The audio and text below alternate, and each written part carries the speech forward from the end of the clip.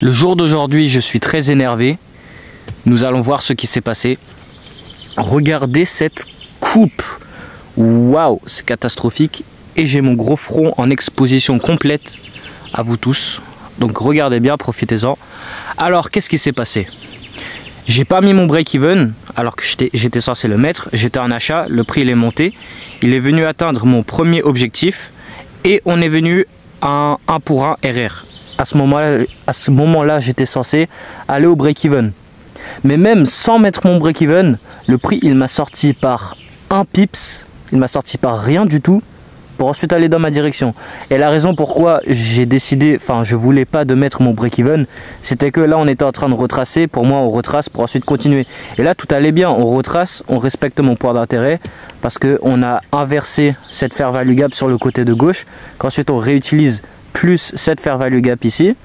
Alors tout allait bien, ok, c'était très bien. J'avais une raison, en réalité j'avais une raison valable pour ne pas mettre mon break even parce que j'avais confiance en mon trade.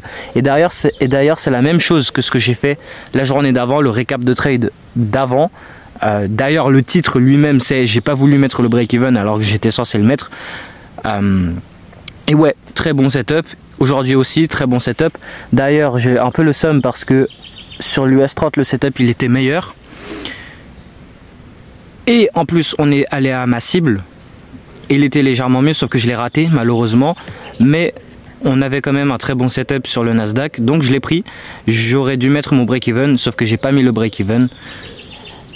Et en plus du fait que j'ai pas mis mon break-even et que j'ai perdu, alors que j'aurais pas dû perdre, j'ai perdu avec ce truc qui m'a sorti par littéralement rien du tout.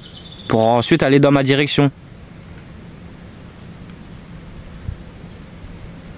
Ok, ouais, là c'est très gênant, ma tête c'est absolument waouh. Alors maintenant pour l'explication du trade, en daily on est bullish, on est dans cet order block, on est dans cet order block, non pas là mais on avait englobé, là on retrace, on rejette. J'ai le biais à ce que la daily range d'aujourd'hui elle soit bullish et c'est ce qu'elle est actuellement. En 4 heures, c'est presque pareil sur l'US 30 d'ailleurs, hein, c'est presque la même chose.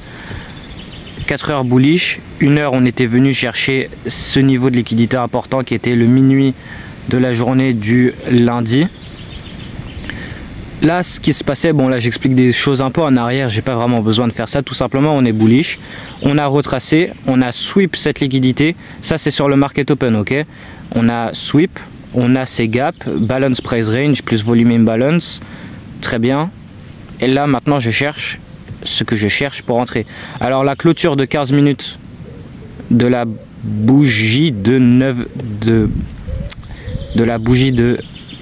9h45, la clôture 15 minutes de 9h45, elle n'était pas très belle car on a passé SD, mais sur le S&P 500 on l'a fait.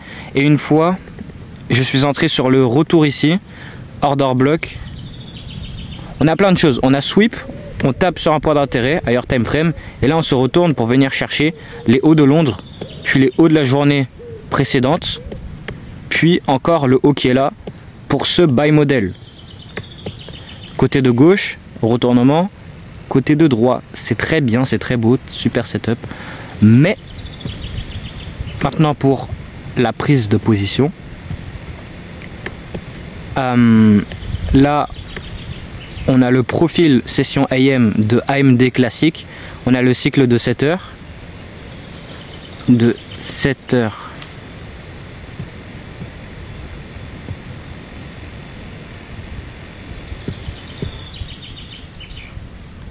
À 8h30. Ensuite le cycle de 8h30 à 10h.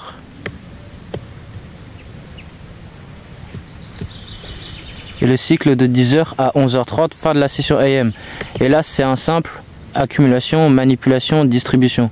Bon, on s'en fout un peu du profil, mais donc ce qui s'est passé c'est que là on prend le bas du cycle précédent, ensuite on a fermé au-dessus du haut de la bougie qui a créé le bas du cycle précédent, c'est à dire que là c'est confirmé qu'on va maintenant venir chercher les liquidités qui sont au-dessus du prix actuel à ce moment là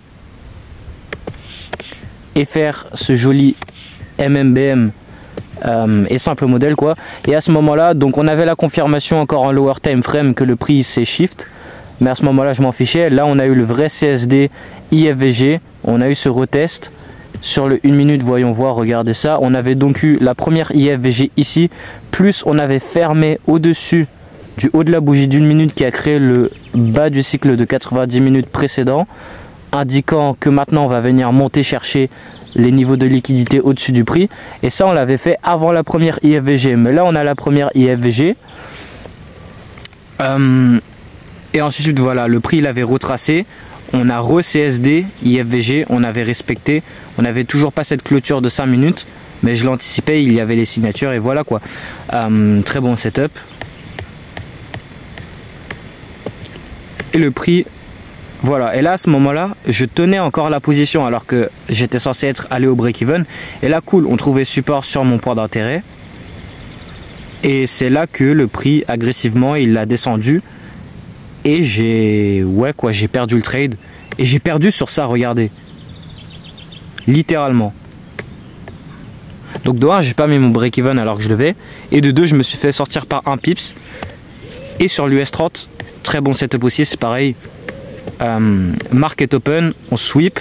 SMT divergence avec le S&P 500, voyons voir, très joli. Ensuite on CSD, création d'order block, on reteste, re-CSD, entrée, IFVG, toutes les choses en lower time frame. Pour ceux qui suivent comment je trade, pour ceux qui trade comme moi, qui suivent mon modèle, ma stratégie, j'ai même pas besoin d'expliquer, vous voyez direct pourquoi est-ce que j'ai pris ce trade. Vous devrez directement voir facilement pourquoi j'ai pris ça. Ok, 1 heure,